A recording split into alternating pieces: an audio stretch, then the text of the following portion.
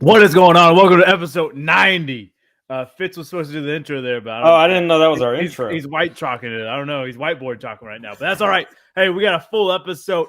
We got Olympics, college hoops, NFL recap, little off-season moves, and I guess we can talk about the Super Bowl a little bit, but I'm still a little upset. But we'll get to it. And a little golf. Fitz has a really good little golf story for us. I'm sure Matt enjoys it, and it's the Phoenix Open. So why don't we start there? I feel like golf is at its peak in Phoenix here.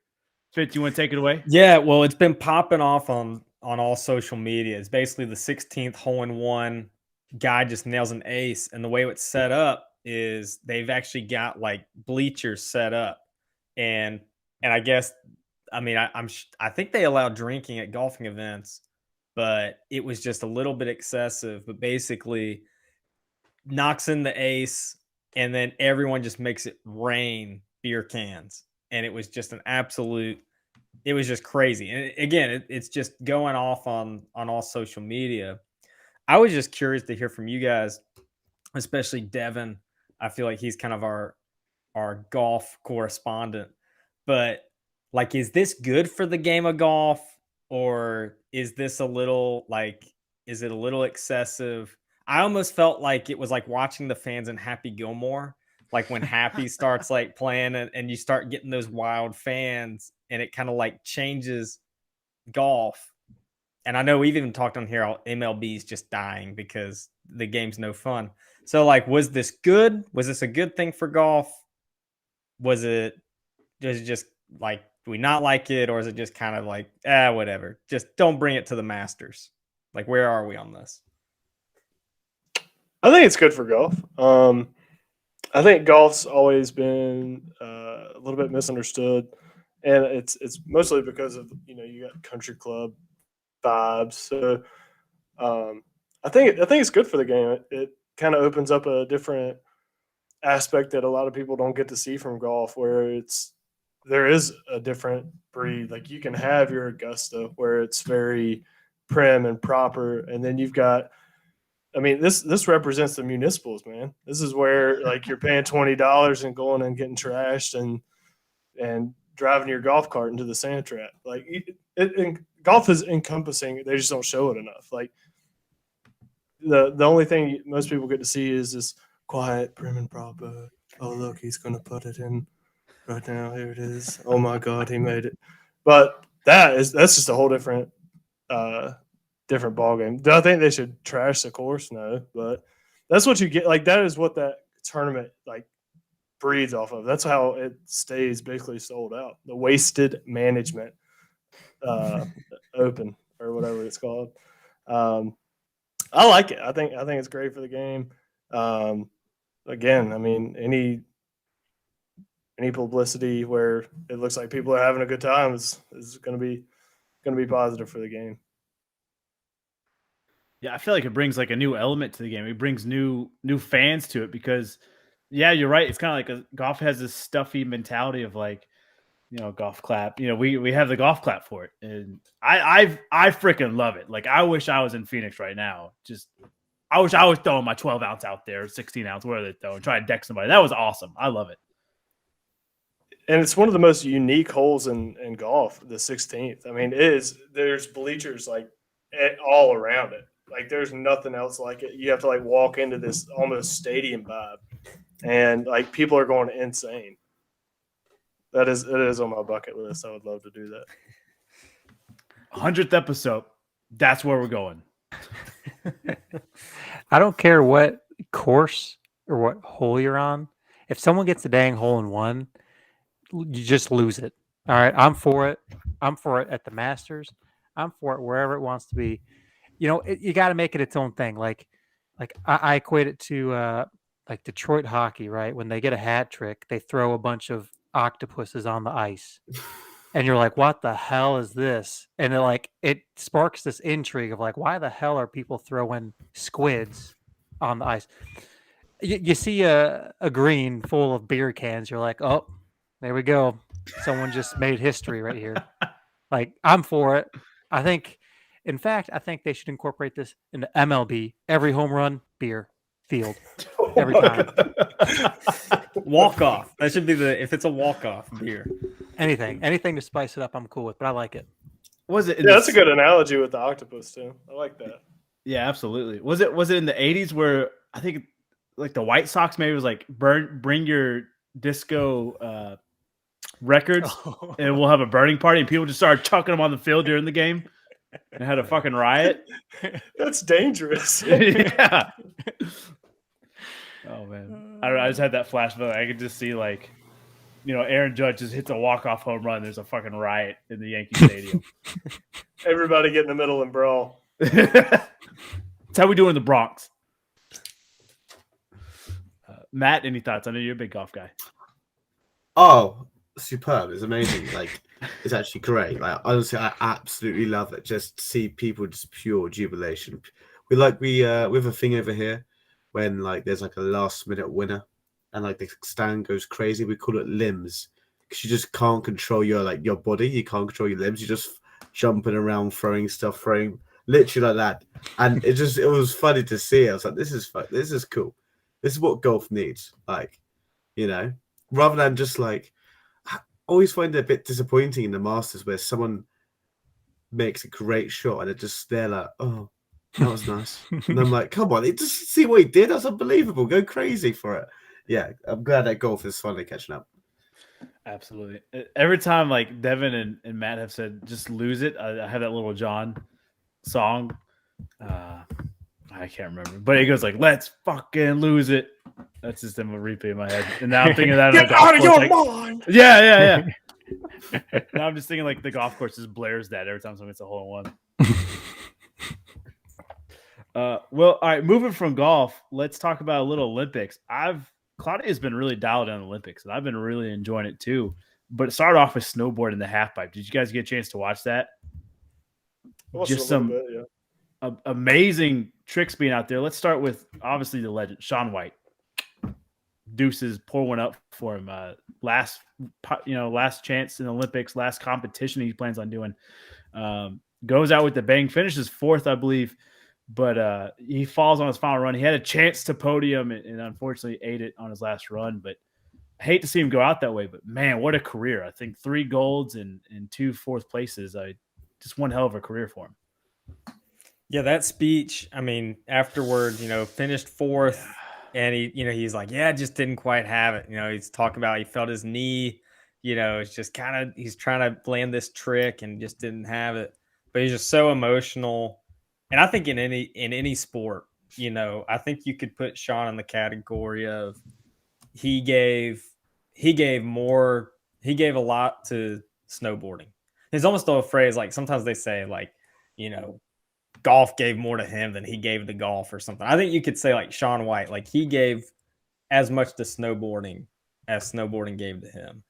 100%. And I think in that speech, it was just awesome just to see how much it meant to him. And even, finishing fourth, that's heartbreaking. And at the same time, just, that he can look back on his career and what he's been able to accomplish. It's just really cool. Yeah. I think you hit the nail on the head. Like, I think he inspired all this generation of riders now. And yeah, you tip your hat to him because he is the GOAT of it. Slay, I know you're a big snowboarder. Anything to add to it?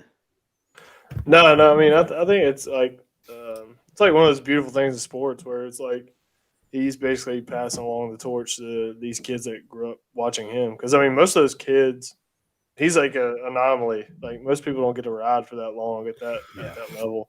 So a lot of these like 18-year-old, 20-year-old kids getting to shred with him and end up beating him out. It's pretty cool. It's just like a passing of the torch. Yeah. Sad moment. Hey, absolutely. Let's talk about passing the torch. 2 Japanese brothers stole the show, the Hirano brothers. I mean, just absolutely insane. Let's start with the younger brother. He goes off the half pipe. That's 24 feet off the pipe. And that's like the pipe's 20 feet. So he's 44 feet off the ground here. Insane air. Does this all 3 runs. He crashes on his last 2 runs. Thankfully, not from that height. But his first run was the best run at 76.9. Good enough to get, I think, top 6 or top 7. But insane height. if he learns to put runs together, this dude is going to run away with this competition. Like, it was amazing. And his brother on the upside gets gold, hits the first triple corkscrew we've ever seen in competition. Just an amazing trick. Not once, not twice, but 3 corkscrews in midair. Like, it is impressive and what these guys are able to lay down. I don't know, Japan was big into snowboarding, but these two put it on the map. It was awesome to watch. What's funny, like talking about Shaun White, was that used to be Shaun White. Like, he was the guy who was going up higher than everybody. And now, I mean, obviously, he's older, but it did feel like there were more people that were kind of able to do that than, in previous Olympic years. But yeah, that was one for sure. It was just like, whoa. It was like, who is this guy? So exactly. Just earth shattering. I'm excited to see what snowboarding halfpipe goes from now, because a lot of guys laying down similar runs, and then these two come out and just blow it out of the water.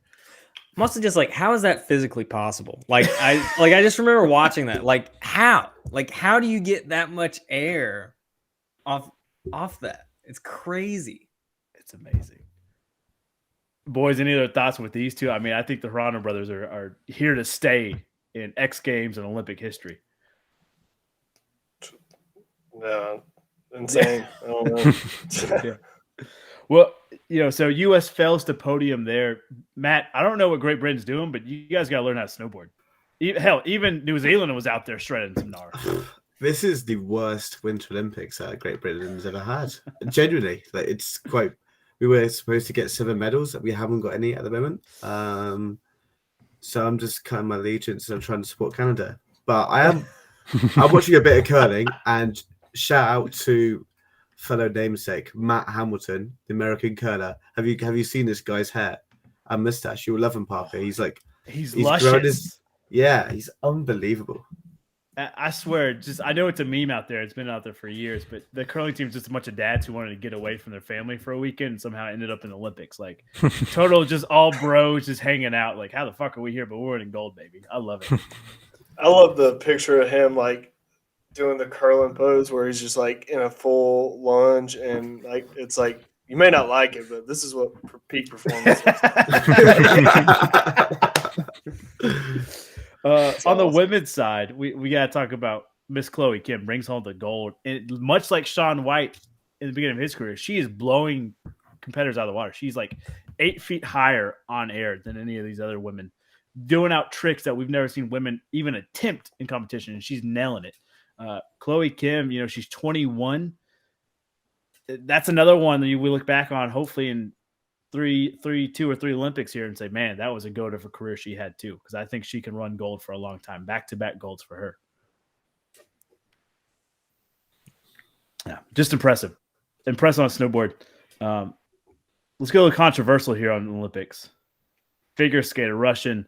I know I'm going to mess up her name. I've seen like 5 different reports mess it up. But Kamila Valieva, I don't know. That's somewhat close to me. 15-year-old skater from Russia tests positive for a enhancing drug. It's supposed to be for anxiety and heart complications, but some people use it for endurance. I don't know. It's a 15-year-old. You read to it what you are. But she was originally saying, hey, you're not going to compete. And then they overturned and said, all right, we're going to let you compete, but we'll do a full investigation a little bit later on. And she's supposed to be one of the best in the world here at what she does. Tim, you're kind of the doctor on the show. Any thoughts on that one? Well, I do wonder, first of all, not a doctor. I do wonder, I need to look at the actual drug in question, but I'm for it. I mean, you never know. I mean, I think media tries to do almost like a too invasive profile on people. And, we don't know people's medical history. And yeah, she's an elite athlete. And yeah, has this drug been proven to possibly increase endurance in elite athletes? Maybe. But I feel like people now, it's more accepting to show, I guess, your vulnerability side, especially with, any mental illness like anxiety. And, being up on the stage, I'm sure she has plenty of anxiety. And so I don't know. I don't want to jump to conclusions. I'm glad they let her compete. I'm glad they're doing a full investigation, but I would kind of settle the waters there until we get some more information. Yeah, absolutely. Boys, any other thoughts with that one? Is I she literally on? watched. Oh, Oh, go on, go ahead. Fitz. Well, I was gonna ask if is she in the? It's the ROC, right? This is the Russian Olympic. Yeah, I'd say that's the worst look about it. Is they already, Russia already got sanctioned or got in trouble for this. So it's like, what do you do now? Like, double down on, now just ROC is not even allowed. Like, you guys aren't even allowed in since you're just continue to break the rules. That's a good point. Slate, you were going to jump in there a little bit. I just looked up what the drug was, and it's trimetazidine. I'm probably not saying that right, but I'm trying to figure out like what it actually does. Have you ever heard of that, Tim? It's supposed to be like treats angina and other heart-related conditions. That's very vague, but Not particularly. works by increasing blood flow to the heart and limiting rapid swings in blood pressure.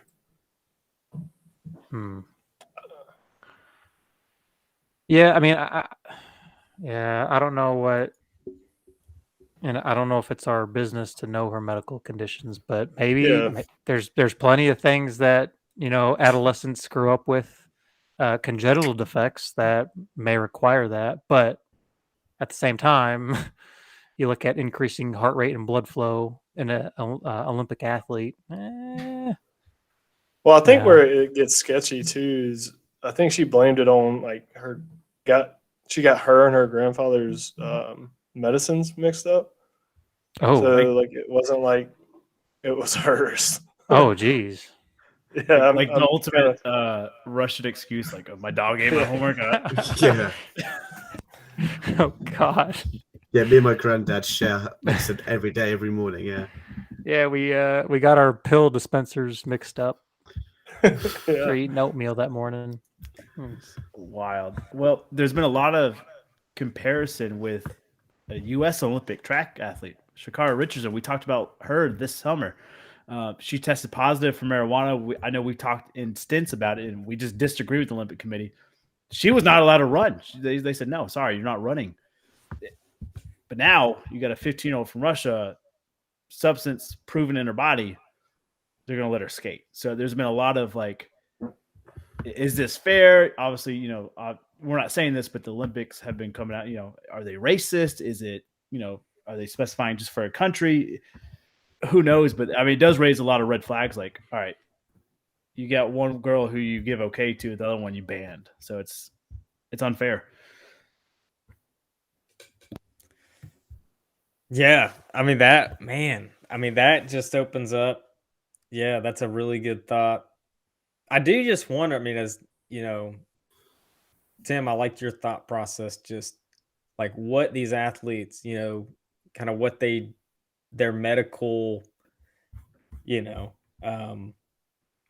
for the right word. I'm thinking of like HIPAA and all this, the privacy of someone's health and stuff.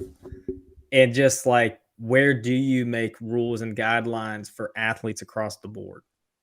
And it just sounds like a hot mess. And this just, bringing up I can't remember her name, the track runner.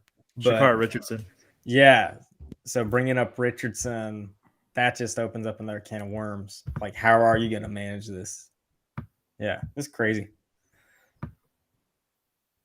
Well, finalizing an Olympics here, they got the medal count. Norway, really good at Winter Olympics, apparently. 26 medals as of right now. Obviously, medals are up for grabs for tonight, but 12 gold, 7 silver, 7 bronze.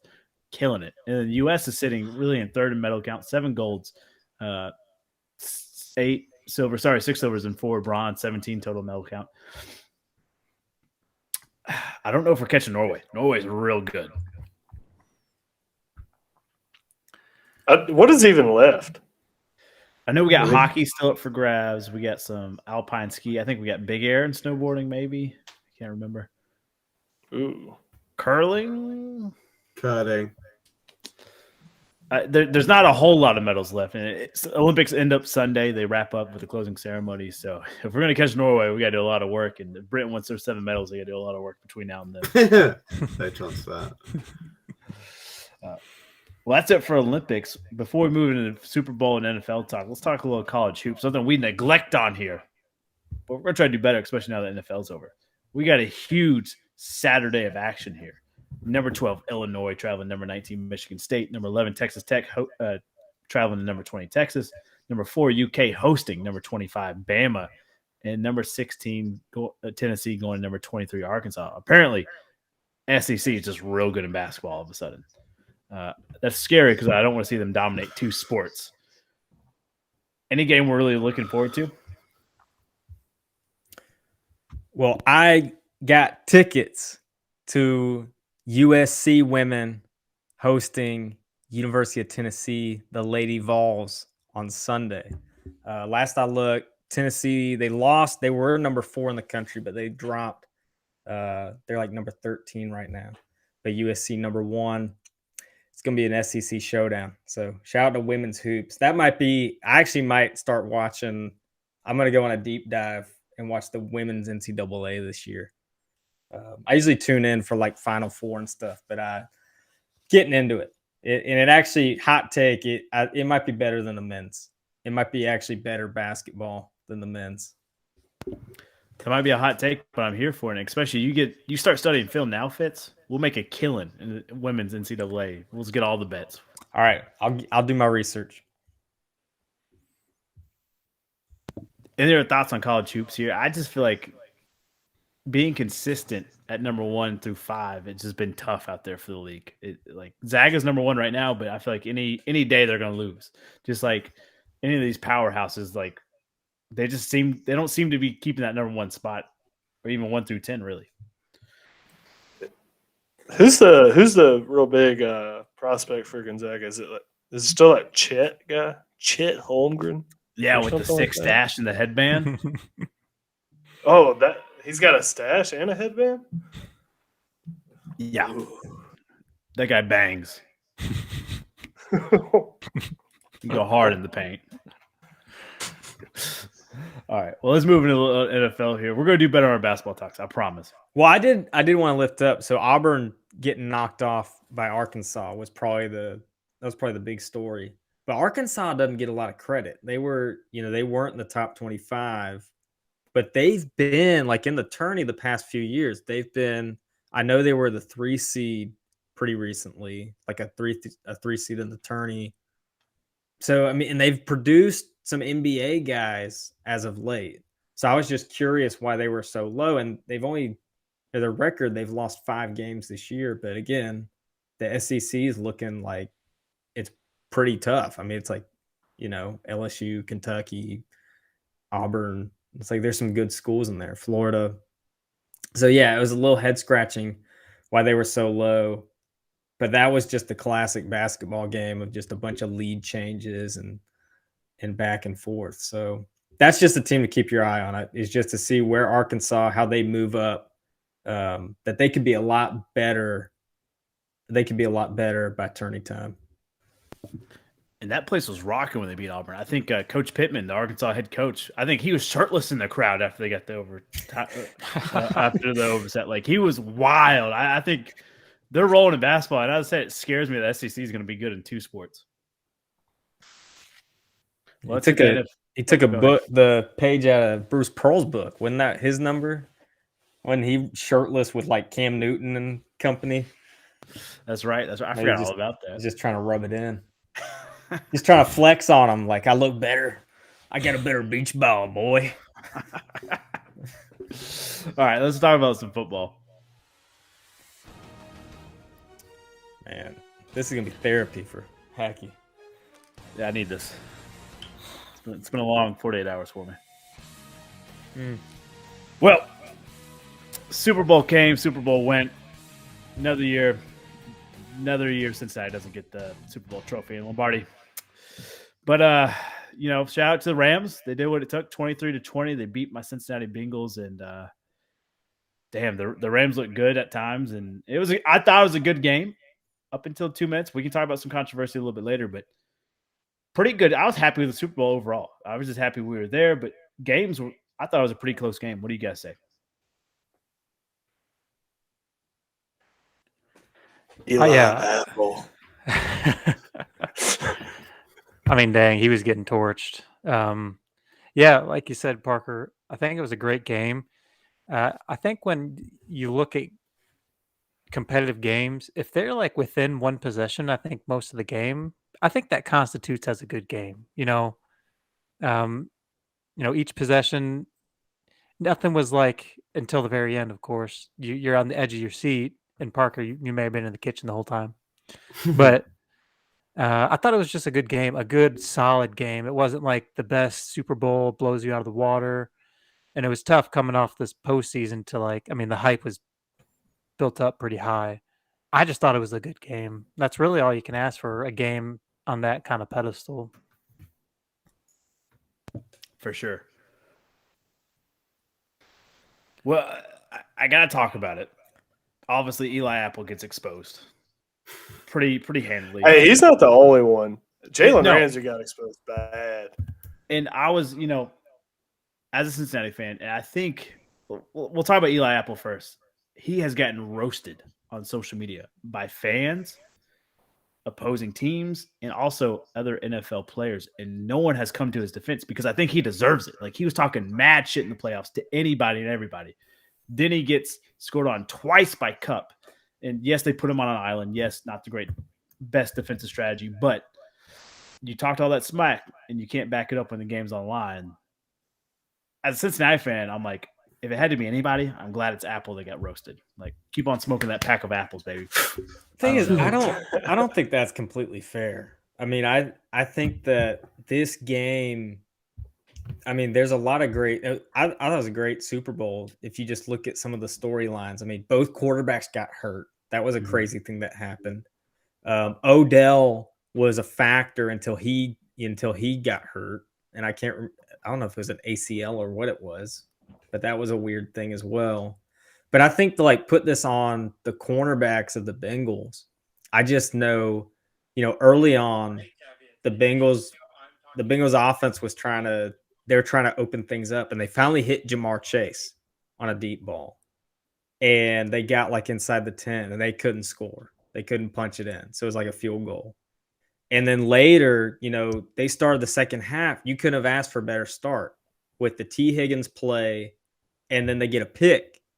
And then what happens? They go for it on fourth. They get the conversion, but they get down inside the red zone. They can't punch it in. So it's like, offense, you didn't get the job done. It's like twice you really should have gotten touchdowns and taken the pressure off your defense. I mean, the Bengals D held Stafford and the Rams to 23 points. I think they did their job. And to put this on Eli Apple, it's like, yo, he's guarding the Triple Crown winner. He's guarding Cooper Kupp. Like, you knew it was going to come. So I just thought that was a little unfair. And also just, give credit that Stafford played perfect. He played nearly perfect, Yeah.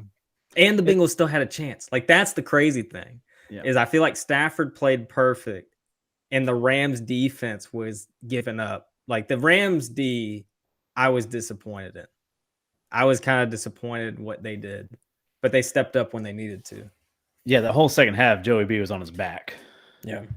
I mean, that defensive line did what they were supposed to. But no, you are right. But if you talk smack, you've got to be able to accept the consequences. And that's what, Eli Apple talked a lot of smack. And I'm glad he's getting some backlash. But no, I don't put the blame on him. I don't put the blame on the officials with the holding call or not getting the offsides call or the, false start. The holding call on Wilson was bullshit.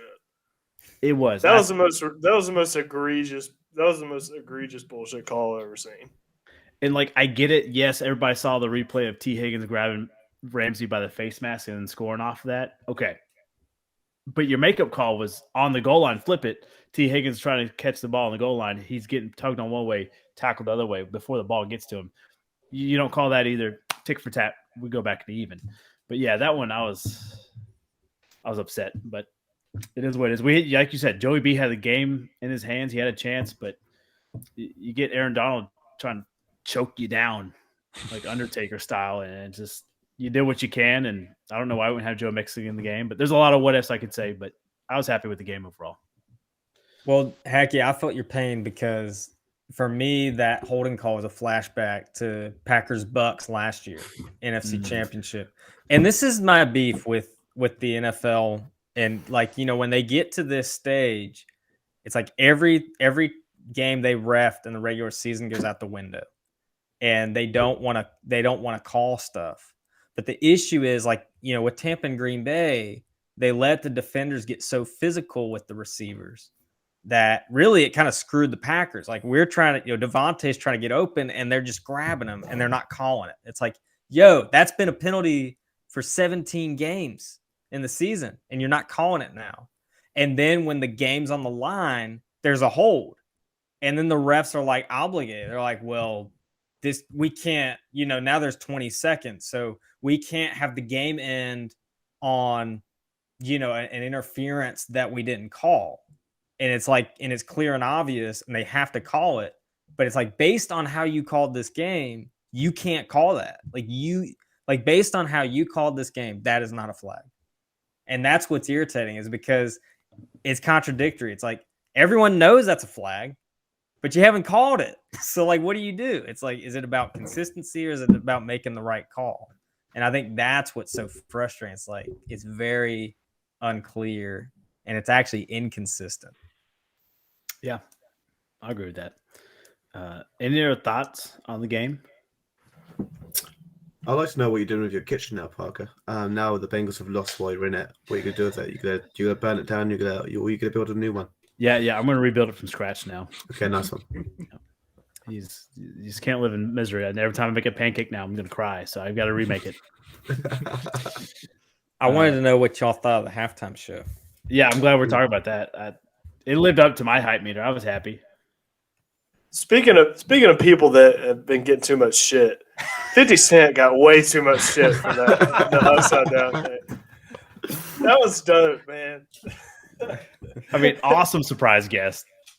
It really was. It really was. It was an awesome performance. But I mean, he doesn't look like the same 50 from the music video, but you don't look like the same you did when you listened to the music video when it first came out. So don't give him that shit. That's right. I agree with you. I was in fourth grade. It was so crazy to see him. Like, it threw me off so much. I was like, wait a minute. That's 50. And he's hanging upside down. Like, I started laughing because I was like, he's going to pass out. How long has he been sitting there? Has he been hanging there this whole time while Snoop and Dre have been up top? And he's just like, you see his eyes roll back with his head. Like, it definitely sounded like it at the beginning of the rap. Yeah. The beginning of the rap, it was like, dude, get down. It's okay. Oh, man. I've seen all the memes of like Spider-Man hanging upside down, like point of view of 50 Cent just sitting there waiting for him. Or like him waiting for his now. No, not yet. Oh, man. Okay, now. I like the one where he's like on one of those inverted tables or whatever, and it's like 50 training for his halftime show, and he's just sitting there. Like, he's not moving, he's just sitting upside down. Oh, that's awesome. But I was really happy with the halftime show. Obviously, you wish they had a couple more songs in there, but you only get 20 minutes for a halftime show, and you have 5 or 6 artists. You get 1 or 2 songs, and that's it. But I was pretty happy. Only thing that would put it over the top, Tupac hologram for me. For California Love. I did see something kind of fucked up. It was like, this would be a great time to let the world know that Tupac's still alive. Oh my God. That'd been wild. That would have broke the internet. Jeez. I think I would just quit life. I would just quit my job. I don't know. That'd blow my mind. All right, Tim, we got to crown you, man.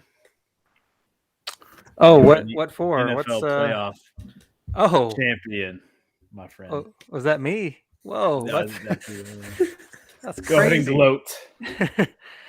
Well, I will say, it's been an honor, boys. It's a heck of an off season. Not everyone can do it, and I guess this was just my year. Felt like Matty Stafford. All the odds were against me. You guys were against me the whole way, talking about, oh, he's always been on a sucky team. He's never done it. And look at us, me and Matt on top. So this one goes out to you, number 9, Matty Stafford. I appreciate you, man. That's all I got. I hate you. Well, Tim, we're gonna make you you get to design Oh, the cup. That's dang. your prize, and then you get the prize. So, wow. we'll team up, and I already got the company lined up, so we just got to design it. Wow, what an honor. Yeah. All right. We got to come up with a name for it, too. You know. The Stafford Stein. Ooh. Stafford sign. All I'll right. put that on the list. Yeah, we'll put that on in pencil right now. Stafford Stein. I do. We do need a name for it, but yeah, Tim, shout out to you. Well, one last NFL season. This could be for any sport, but we typically do it for the NFL. Stud to spud, spud to stud. I'm gonna go first, and it's happened in one single game, where a unit went from stud to spud. Cincinnati O-line. 6 sacks in the second half. Can't have it. Won't have it. They were studs in the first half. I said, "Oh crap, we're gonna win this game." And then I said, "Nope, never mind." Joey B's down with another knee injury. So yeah, stud to spud. Bengals offensive line. I'm gonna Jalen say. Ramsey. Oh, there you go. Jalen Ramsey, 160 yards. Most yards he's ever given up, I think, in college or professional. So, stud to spud. Tough. I hate to do it to you, Hacky, but someone's got to say it. I'd say Tyler Boyd, stud to spud. He didn't have one drop the entire season. He had a drop on 3rd and 9 with 6 minutes. Mm-hmm. Again, people can talk about Eli Apple, but offense had too many miscues. Yeah, if he catches that, we chew off 2 more minutes of clock. Yeah, maybe get a field goal, and the worst thing is Rams score. You got overtime. Yeah, yeah, that's a good point. Stud to spud. Cam Akers. Matt Akers, Matt. I'm sorry, man. I can't really discredit Cam too much. I think the Bengals just really shut him down, and the whole year you hear the commentators, Cam Akers is just so explosive. Look at this guy, and then he gets the ball, and literally every time he touches the ball, the Bengals just stuff him. Couldn't scheme him open. They had to get Henderson involved a little bit there, but yeah, stud to spud, Cam, just not your game, buddy. I saw a meme about Cam and Sean McVay, and it was just like, I'm about to call this run play for 0 yards. Over and over again. Stud to spud, I guess it's quite harsh. Odell Beckham, I mean, he had an unbelievable game until he had a good first 2 quarters. Mm-hmm. He had a good game, I've enjoyed the memes of him just like him against Baker Mayfield and Browns. It's quite funny. But yeah, feel sorry for him for getting the injury. But yeah, I thought he was a stud for what he did play. Yeah, I needed him to get 5 more yards. He would have hit the over for us. He was right at 52. We had the over at 56.5. 5 yards. That's all we asked for. But now he's torn his ACL for the second time in 2 years. Ouch. He's going to be out probably until at least November. I know I'm no doctor like Tim here, but at least until November, I'd assume. And is that a career for Odell? Maybe he was dancing in the locker room though. That's what threw me off. Yeah. Yo, that's Jameis for you, man. Yeah, he quoted Jameis exactly. So it was like, I don't know. Bro, the guys just won a Super Bowl. I'm not surprised. That's true. That is true. Maybe I got to eat my words. I mean, I did with Josh Allen earlier. Odell, man, I gave him so much crap this year, and he got to the Rams, and after the first game with the Rams, he really became a big part of their offense. So I'll give it to him, and that's on me, man, because he really was lighting it up. And actually, after the first touchdown, I was like, is Cooper just going to kind of sit the back seat and is Odell going to really take the steering wheel here? But ACL, and it's tough, Parker, like you said. I think nowadays we take for granted how quick some of these athletes come back. Starting with the freak AP, but really, I mean, minimum 9 to 12 months to even get back to like an athletic, physique, let alone an NFL wide receiver. So I don't know. I hate it for him, but he's a Super Bowl champ. So like he put his body on the line, I guess you could say. Yeah, I just feel bad for SoFi Field because they're about to get so many mentions on Odell Sr.'s Instagram that they're going to have to change that field, okay?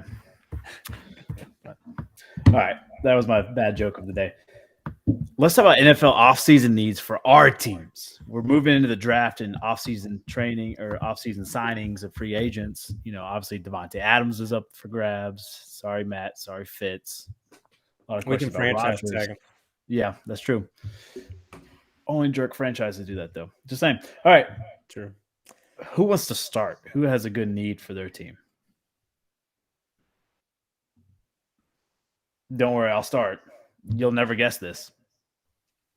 Offensive linemen. I don't want any draft projects. I want veterans that we can sign, seal, and deliver. We have a crap ton of cap space. We need to address this offensive line because if you look on film, Chase has Ramsey beat. Ramsey's fallen down, and Joe Burrow's getting slung in the dirt on the final play for the Bengals on offense.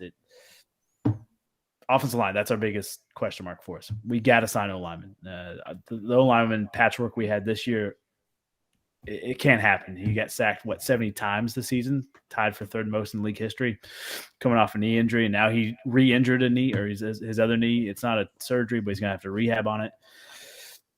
Offensive line for Cincinnati by far. And I don't want draft picks.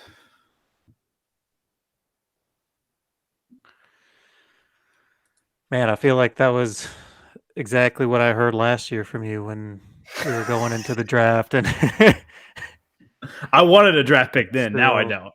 Yeah. I got to go defensive line. I think a good, obviously a really good team, I think starts at the defensive and offensive line, but I haven't decided who I'm going with. I know there's some hype about Hutchinson, but I don't know. He kind of got shut up in the playoffs.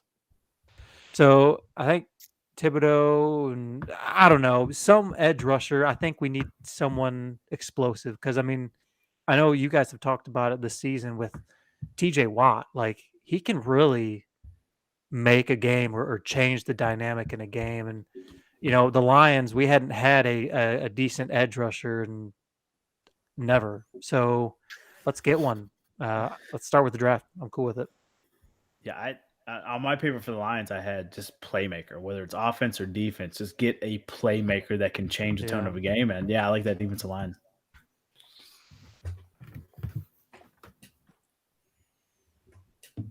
I would say ours is O-line and D-line. Basically, our O-line needs help altogether. And then I think Brandon Williams and Justin Ellis are free agents. Calais Campbell is getting old. So, yeah, we just – honestly, though, it's kind of tough because half our team was damn hurt this past season. So I don't even know what we need other than just depth. Yeah, I thought yours would just literally be get healthy. Get healthy. Yeah, you could start it there. Wrap everybody up and bubble wrap. One solidified starter. Yeah. Yeah. Just actually go hire an exterminator, kill the injury bug, and you're fine. Yeah, no shit. Matt, what do you think? I don't know. I feel like it's all going to get torn apart. So I don't know, who's going to get going. So I'm not really sure. Well, I think Preston Smith could be gone for sure. I like that. But we're pretty deep at linebacker. I mean, Campbell was named All-Pro, so that was kind of a surprise at inside linebacker. We'll have Zadarius Smith and Rashad Gary back, but you just feel like I don't know. We are good. Even Chris Barnes has been pretty solid. So I don't know if we'll draft linebacker. It wouldn't hurt to draft edge rusher, but maybe like a later pick. Honestly, with Adams, I see us either franchise tagging him or finding a way to restructure his contract and maybe just put implications on like playoffs and stuff. But that's for this year. And I don't know. Again, franchise tag would mean it just gives us more time to try to figure it out. But we also do need receiver. I don't know if Amari Rogers is going to cut it from last year. Lazard's great, but he's not a number one guy. Valdez Scantling, we're talking about signing him again, but golly, he just drops every fourth ball, it feels like. I would honestly, Matt, I'd be curious what you think of this. What would you think of taking like a tight end? You know Like what I was thinking? like an early pick on kind of an explosive tight end. I know there's probably not another Kyle Pitts out there, but could there be like just a big playmaker that we can just rely on? And I keep messing up on my end. I don't know how, but we'll get it fixed. Anyways, NFL offseason stuff. Kyler Murray's acting out. Obviously he unfollowed Arizona Cardinals on all his social media. He deleted all pictures of him in a Cardinals uniform. Read into that what you want, but all of a sudden the stuff's coming out about Kyler Murray that he's not a good locker room guy. That in halftime, instead of going over game plans and shaking things up, he's on the cell phone with his girlfriend or whoever, or he's playing a video game on his phone. Like, it's just not a good look for the guy. Obviously, the truth's somewhere in between, but is Kyler Murray going to be a Cardinal, or does he play his first love that we thought, baseball? I mean, he's still an MLB prospect, drafted in the first or second round. Pretty damn good athlete all around. What's your thoughts on this?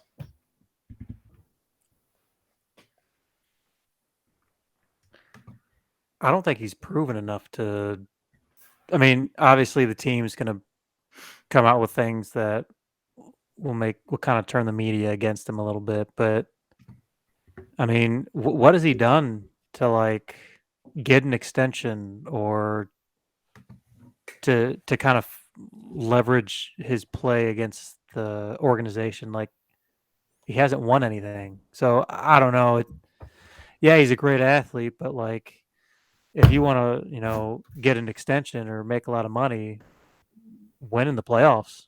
Like, don't just like absolutely lay a goose egg and throw a pick six, and that's pretty much it for you at the end of the game. So I don't know. It's really weird. I don't know. The whole thing, both ends just seem immature to me. I don't know about you guys, but it's just like reeks of immaturity. 100% agree. Well, it's back-to-back seasons where Arizona would start strong. Like 2 years ago, they started off pretty hot. I can't remember if they were 6-2 or 5-3, but then they ended up losing enough they didn't even make the playoffs. And then this year they were the last undefeated team. What were they? 7-1, and then they kind of get into the playoffs, but they don't get a home game. And then they just tank. So I don't know. I think there's got to be some frustration from Kyler Murray. Maybe just that the team, we're like supposed to be the top seed, or we're supposed to be this good, and we're not getting there. So what is it? Is it coaching? Is it the locker room, the guys on the team, or is it Kyler? Does this fall on Kyler as the leader of the team? So obviously there's something that just isn't a fit in this organization. I might actually take a chance and just say, yeah, Kyler, you're done. We're gonna go in a different direction, because I do agree with what Tim's saying. Is I think he's been awesome in moments, but he's also fallen short, and he hasn't quite been great. Where I'm just saying, if you're gonna throw money at this guy, I think you'd actually get more value trading him. Yeah, fair points. I can't argue with it. Get like 6 draft picks for him or something crazy. I think Baker Mayfield has more playoff wins than Kyler Murray. I mean, think about that, and people are crapping on Baker. Like I don't know. Putting it into perspective, it's like you're in really no place to year 3 of your contract to demand an extension or hold out on the team or whatever. I don't know. It's all just bad. Trade him to the Seahawks. That'd be crazy Mm. for Russell and like a ton of draft picks. Trade him to the Ravens to just do a swap with him and Lamar. I don't even care anymore. So. Well, that's the last NFL talk I got. Let's move into the world of footy, Matt. I know you've been itching to talk about some footy here. Yeah, of course. I thought this game would be actually a lot closer than it was. Norwich City home to Manchester City.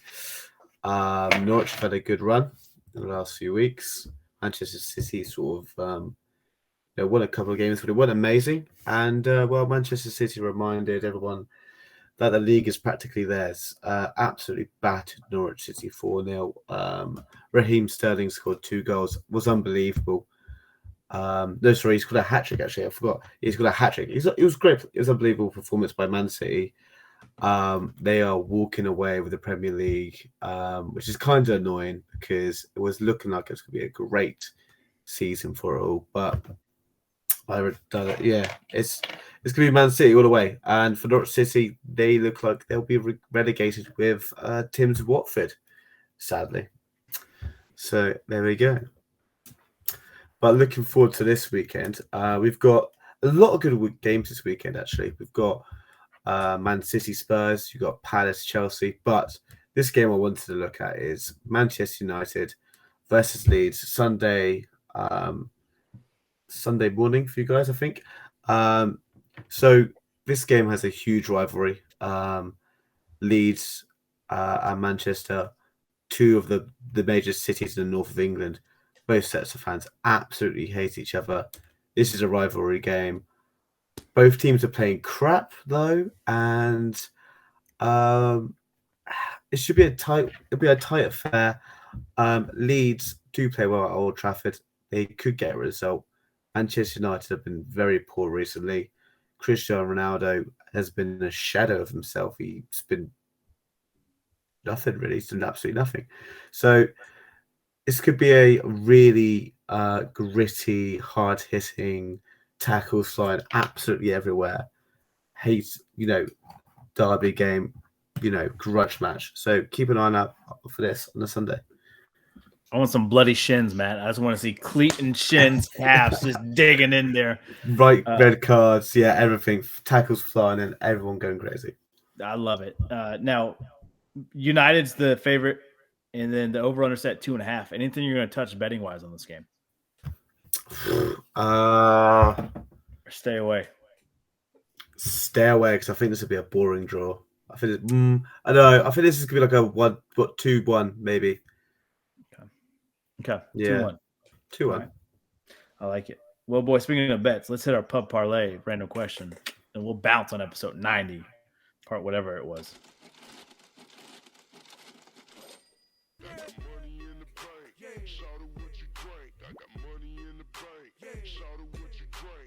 So our true and tested is gone. No more NFL, no more college football. Now we get to solely depend on NHL, NBA, or college hoops here.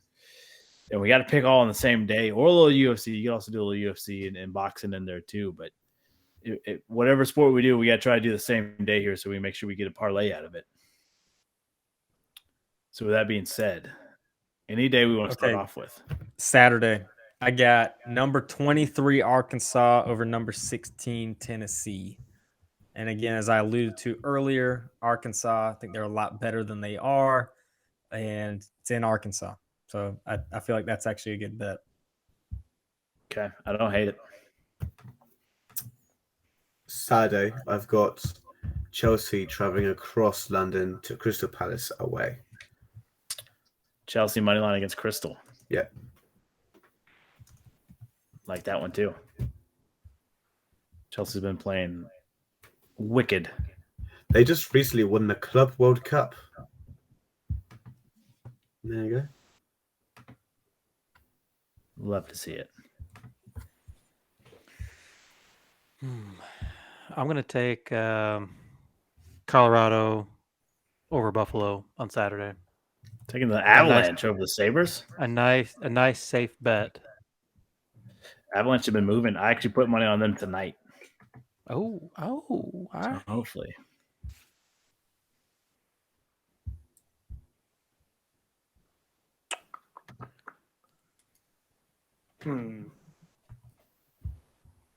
Kraken over Flames, baby. Oh, shh. We're taking the Kraken. We're finally taking our team slate We're doing it. over the damn Flames. I like it.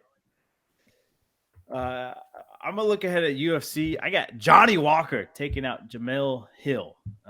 Walker's kind of an underdog, a little unproven. I want to see Walker go out there and just knock this son out. I'm not going to take the over-under at 1.5, but I do like Walker to win this match, no matter decision or knockout submission.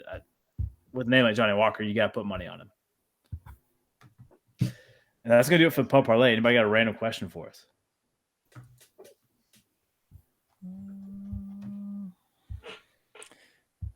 If you could see any celebrity in the NBA Celebrity All-Star Game, who would it be? They got to be alive. I'm gonna start things off. Yeah, I'd say alive. Yeah, they got to be living. Give me Leo DiCaprio. I just want to see him play basketball. I was thinking about that today. I'm like, if they just had like an A-lister, like just imagine Leo like out in like some Jordans trying to hoop it up. For a reason, I feel like either he's gonna be like terrible, like left hand behind the back and like trying to dribble, like big dribbles, or he's just gonna be like a savant, just swoosh, scooping them out. Yeah, just Stanley from The Office. Yeah.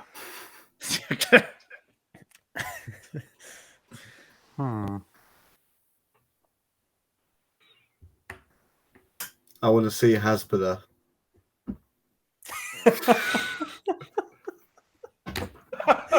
I want to see someone pick him up and do a slam dunk. That's classic. Mine's two people. Sorry. No, go ahead, bud. Nope, that's you. I'm Nope. muting right now. No, me too. All right. I hate these two. Oh my Lord. Timmy even disconnected his video.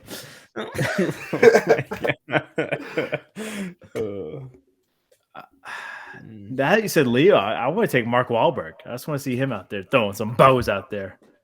He'd be bodying people. That's exactly what I want. Or on the opposite side, I want to see Martha Stewart. I feel like I've always heard Adam Sandler's a baller. Yeah. So I'd like to see him like with some other players and just see what he can do. Dude, that's a great pick. He would ball out for sure.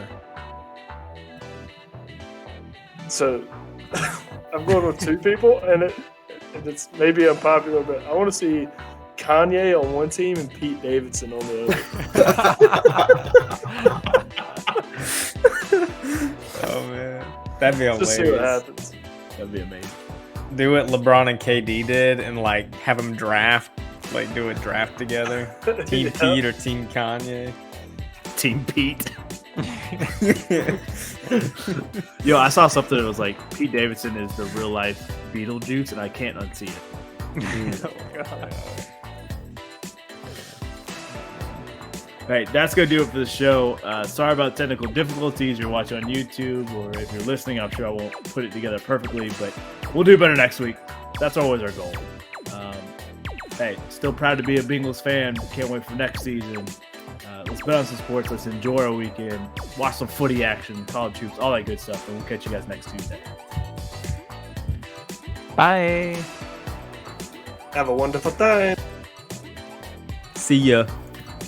Did a bit go well? Look at that. Perfect. Gang's all here, baby. Gang's all here. Woo.